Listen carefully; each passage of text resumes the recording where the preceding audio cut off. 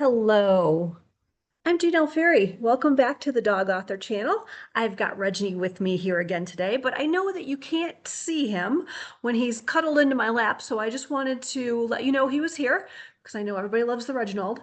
And we're reading for you today a story from Twisty and True Tales of a Shelter Dog Matchmaker. This is our newest book, and we're going to read the first story, which we hope you find encouraging. You can check out our website at any point, dogauthor.com, to find out all the different Zuggy the Rescue Pug books that are available, and anything else that you might be interested in. We've got Pug Butt the card game. You can't miss that. If you've got kids or if you like card games and it's played like Old Maid, only much less offensive, check it out. Okay, on with our reading today. From Twisty and True Tales, we have the first story, which is Rover, Who's All Over, and it begins with an inspiring quote. Dogs come into our lives to teach us about love. They depart to teach us about loss. A new dog never replaces an old dog. It merely expands the heart. Erica Zhang. Rover, Who is All Over. The Humane Society is a popular place on Friday afternoons, so I wasn't surprised when there were 6 parties still waiting their turn as notification came over the speakers that visitation would be ending in 20 minutes. As a matchmaker, it was my job to facilitate meetings at a first-come, first-served basis. The commitment to adopt is determined during these visits, so we don't rush them. The announcement prompted Sue to come over. She introduced herself when she arrived a little past 3 p.m. and had waited patiently since then. She had driven 2 hours for a dog she had seen on our website. Since she was still there, I assumed the dog she wanted to meet hadn't yet been adopted. Will we still get to see our dog? Her voice trembled with concern. After driving that far and waiting that long, I would be concerned too. Yes, I assured her. You are next in line, so someone will be with you shortly. Great, she sighed. We don't want to leave without him. Interesting comment, I thought. Often people keep an open mind about whether a meeting will result in adoption. It sounded like she'd already made up her mind. When we'd spoken earlier, I thought she was alone. This time I noticed the man who stood behind her. He was tall with a thick build, cropped hair, no facial expression, and he did not say a word. I would have been intimidated if I didn't know my fair share of military and policemen. I looked at the emblem on his black shirt, El Paso County Police Department. Just hang in there, I offered. They both nodded and returned to the bench where they'd spent the better part of the afternoon. Dogs had been flying out the door. Which one were they so fond of that hadn't yet been picked? I did a quick sweep of the visitation room to ensure it was clean and grabbed some dog biscuits in case the next canine needed coaxing. I checked the wait list and waved Sue over.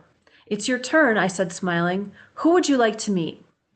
She introduced her husband, Jim, and he said, We'd like to meet Rover. My heart sank. I was briefed on Rover when I arrived, and his notes were clear. Rover pulls on leash, likes to jump, is mouthy, and plays aggressively. I had been candid with others who inquired about him that afternoon. I didn't want to steer them away, but had to make sure they understood what they might be getting into. I pulled Rover's information up on the computer and saw some additional notes about earlier visits. None had resulted in adoption. I worried this would be another failed attempt at a match. Let me tell you what I can about Rover. Jim stepped forward so he could hear. He's a 9-month-old German Shepherd mix. He has a ton of energy. He likes to pounce and play rather aggressively.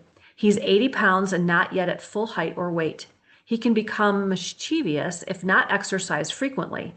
He's mouthy and chews on everything. In short, he's a lot of dog. Earlier in the day, this had been sufficient detail to deter a new mom with an infant tucked on her hip, as well as an elderly gentleman walking with a cane. But Jim just nodded. Sounds like a 9-month-old German Shepherd, he said. You're familiar with the breed? My current police partner is a German Shepherd. My heart skipped a beat. Could this be the family that Rover had been waiting for? He continued. They are working dogs. They need a purpose. If you don't give them a purpose and encourage them to use their senses and their muscle, they become bored and can get themselves into trouble. I nodded and continued reading Rover's information. It says here that his previous owner, who surrendered him to the shelter, was in the military and got reassigned. He understands commands issued in German. No problem, said Jim. All right, let me show you to the visitation room. Here are some treats. I'd like to meet him first, then if it's okay, I'll invite Sue in. I got the officer settled in the room and grabbed a leash to retrieve Rover. Hello, handsome, I said to Rover. He jumped up on the kennel door and towered over me, his hot breath fanning my hair. Not yet at full height or weight? Yikes. This beast looked all German Shepherd, but was massive. I coaxed him down. Hang on, big guy. You need to be on your best behavior. You may be meeting your new forever family. Rover panted and stepped back to let me open the door. As soon as I had the collar on him, he barreled past me and took off, charging down the aisle. Grasping the leash with both hands, I futilely shouted, "Whoa!" and leaned back, pulling all my weight in my heels.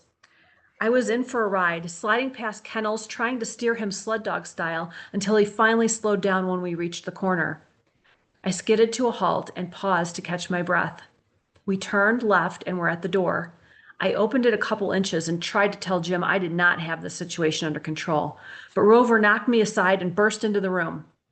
Jim stood up, snapped his fingers 3 times, and pointed to the floor.